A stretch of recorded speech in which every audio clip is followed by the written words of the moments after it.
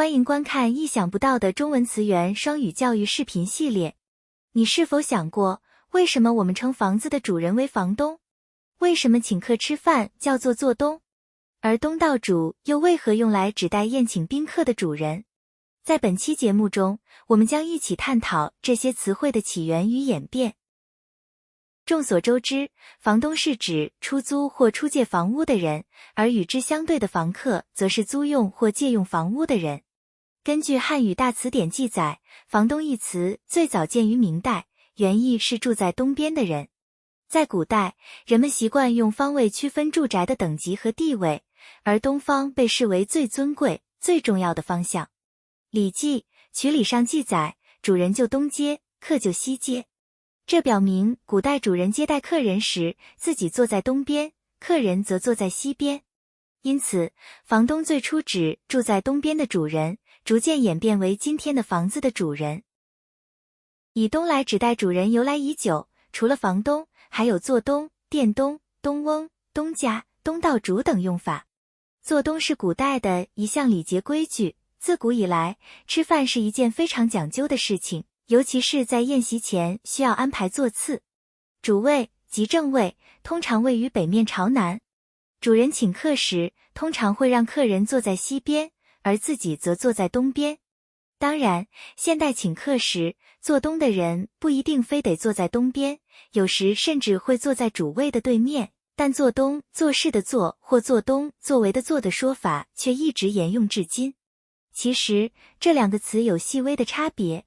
做东做事的做通常指主动提出请客，强调个人的主观意愿，而做东作为的做则往往是别人推荐或指定的，这里的东出自他人之口。在古代，人们把商店的老板称为店东，家里请来的教书先生会把这家的男主人称作东翁。当亲朋好友远道而来时，主人设宴款待以尽地主之谊，此时主人被称为东道主。如今，东道主一词使用范围广泛，从赛事的主办国或城市到会议的组织方，都被称作东道主。比如用在这个例句中，本次国际会议的东道主是中国，会议将在北京举行。在中国解放前，拥有土地或生产资料的人被称为东家，如今我们经常用来指代雇主。比如用在这个例句中，离开老东家后，他决定创业，开了一家属于自己的广告公司。房东一词的含义随着时代变化而演变。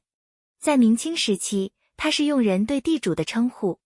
地主住在正屋东边，佣人们住在其他院落和厢房，称地主为房东，以示尊敬，体现了封建社会的等级制度。到了近代，房东指出租或出借房屋给他人的人。随着城市化发展，更多人从农村涌入城市，需要租房居住，拥有多余房屋的人通过出租获取收益，房东体现了资本主义的市场机制和契约关系。在现代社会，房东主要指通过网络平台提供短期住宿服务的人。互联网和旅游业的发展使人们通过平台预订住宿，房主利用空闲房屋提供服务，房东反映了信息时代的网络平台和服务关系。现在你明白东这个方位词与主人之意的联系了吧？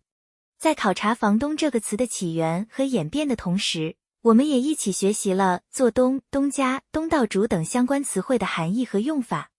如果你喜欢以上内容，请记得帮我们点赞。